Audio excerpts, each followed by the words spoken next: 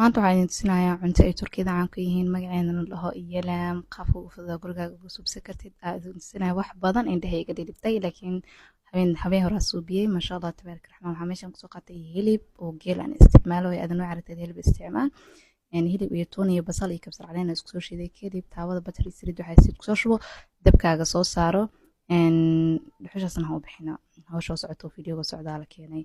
بعدين محل هيلبك حال ربا إن هذا المركب دبك سارتيد أو عيرينك إن هذا قاعدة كجوجلين لأنه مر لبعض قصبنا نيسا إن شيدت كوسكوس ويلنايا إن هيلب لجرجري عملونا قناعم فهنتي مر لبعض تداشيد هدادا قرشها إهين قاعدة كجوجلين هانا كدول تجين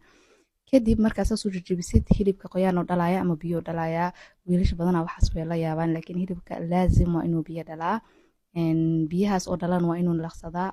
لقاء aadan intaas adiga biyo ku darin ma fahamtay kadib markuu biyaha laqay hilibka oo soo qalalay waxa ku darayaan sala soo jarjaray laano recipe-ga yaay in ku jirto laazim waayay yaayadan test macaan u yeelaysa laakiin waxyaabo dhadhanaan badana maskaxdayda ka adeegtaa waa ka bedela waxa rabo laakiin macaan markay taa recipe-ga ina wax ka bedeshid mar rabo sida ugu saxsan oo aad u fiirsatay ama aad oo aragtay oo loo suubiyo waa ina u suubsaa laakiin dhadhan waa bedel kartaa kadib shiishida ku soo daray xawaaji ku soo daray wax yar oo jubba ku soo daray jubba inta ina ku bilaabo waxa u jeclahay dib nyaayadii wixii ku soo daray waa isla xigilinayaa aniga jubba waxa mar walba ugu hormariya in wax iyo bislaada rabaa kadib meeshana ceeshkii laga soo bilahay isoo qamiiray ceeshkan qaabka u qasay ma duubin laana ceeshka shawarmada laga soo biyo waayay ma u baahna badana in fiido laga duubo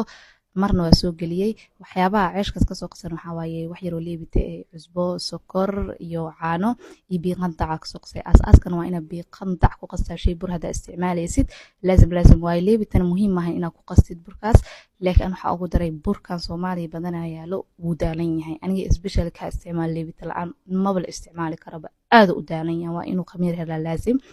leebita laga soo badinin si fiican oo xashay waqti naasi kadib bardha ku soo daray carrot maadaama ilmo yar guriga ay joogaan hilib kaligiis lagu ma xiyaam karo fahamtay laazim in bardha lagu daraa si uu hilibka aysan u dareemin bardhadan biyo yar ku soo daray si uu bislaato fiidiyoda ka shan xaqiiqo si insha Allah waaba degdegsan habeenkaas anigana orada igu furnaa xiisaa lahay bacdeen waa kana jabatigeena meeshan ku soo suubinoona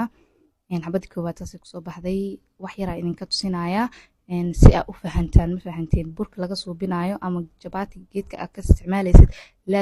laazim inuu qafiif ahaada waayo oo saas soo buf u noqdaa meeshan waxa ku darooyaa filfil iyo cusbo